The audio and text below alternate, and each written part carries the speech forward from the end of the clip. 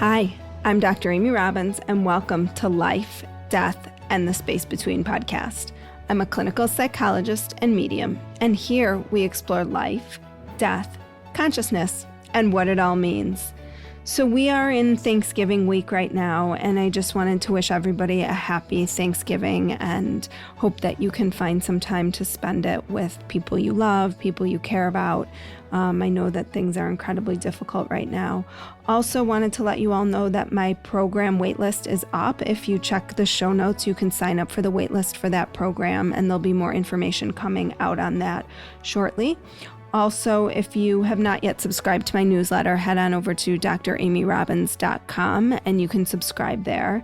Today's newsletter this week's newsletter is quite entertaining. I do share a bit of a funny situation that happened with me that I think everybody will just get a good laugh out of. So wanted to have an opportunity to share that with those of you who are more on the inside. So today I have a Q&A podcast, and this question comes from Maggie. I wanted to just take a minute to tell you all about the upcoming course that I'm offering, which I'm really excited about. Course or guide. I like the idea of guide better than course, but course is what you all identify with, so we'll call it that for now. Anyway, the course is going to be integrating a lot of what we talk about on the show, the notion of soul contracts, how to face your fears around death, how to embrace death, how to think about some of the lessons, or as I recently heard, sort of the curriculum of your life, and really use that to what I'm calling live your life backwards, and really map out an understanding of where you're going and really tap into the essence of who you are. So if you are interested in this, I do have a waitlist that is getting started right now, and you can find that in my show notes. Also, something else I'm going to be trying out in next season is showcasing some small product-based businesses, particularly women-run, but I'm open to kind of anything. And if you have a product-based business that is in the genre of some of what we've talked about on the show, along the lines of like spirituality, maybe some wellness stuff, please reach out to me. I would love to use this platform to help support small businesses, especially now as people are really struggling for those businesses to stay afloat. So you can sign up in my show notes, and if you're interested in more information about the course, also you can please sign up for my newsletter at dramyrobbins.com, and you can email me or DM me on Instagram at dramyrobbins if you have a small business, a product-based business that you are looking to get some help promoting. And here's today's show. I'm a listener of your podcast. About a week and a half ago, so this was actually sent in early October. About a week and a half ago, my best friend died from metastatic breast cancer at 37 years old. I had a conversation with her in person before she passed, and I asked her to show me very clearly she's still with us in spirit after she passes. Well, I know she appeared to me the day after she died, and I confirmed it using dowsing, something she started practicing along with Reiki during her cancer journey, and I now practice to connect with spirit. Just for the record, I have no idea what dowsing is, but I am going to look into it for a future podcast. She gave me an eye twitch. It's something I haven't had since college. I'm 35. She always got them, and I would always know she was stressed. I'd ask her what was wrong, and it opened up a conversation for us to talk about deeper things. Well, I told her I got the message, and the eye twitch hung around for a day or two and went away. Anyway, my question is more about the connection and what happens after I connect. The moment, whether with the eye twitch or the synchronicity or the dowsing connection, I feel elated. I feel like I'm water, like I don't have form, and I'm floating light as a feather. Afterwards, I feel depressed, exhausted, and unmotivated. The elation lasts for a little while, and I feel like I understand life and myself, but it quickly fades, and I end up spending the rest of the day doing not so great things. Is this common? How can I assure that when I do have these incredible experiences, it energizes me, or at least doesn't turn me into a blob for the rest of the day? Knowing that I can connect with my friend on the other side brings so much comfort to me. I don't want to have these negative experiences. Okay, so there's a couple of things I want to address in this. The first being Maggie's experience when she feels like she's floating and she's light as a feather. And I think when we are connecting with spirit or higher energies, we are often working from a higher vibration. And so it's really important that feeling of elation and that feeling of connection does feel like a high. And it is very energizing and exciting and exhilarating and all those amazing things. And then you come back down and it's almost like the vibration and the heaviness of being in a physical body feels kind of depressing.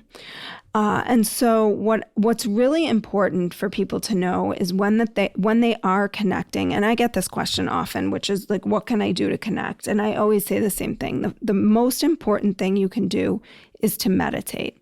And what meditation can do is it can really ground you. And that's what, I would encourage Maggie to do, is to ground herself.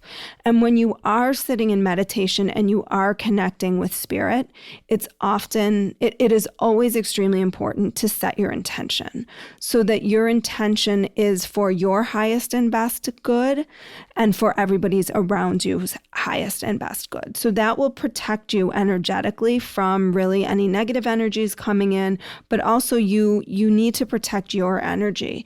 And it's really important. And I think that when people are connecting, it's really fun in the beginning and it feels really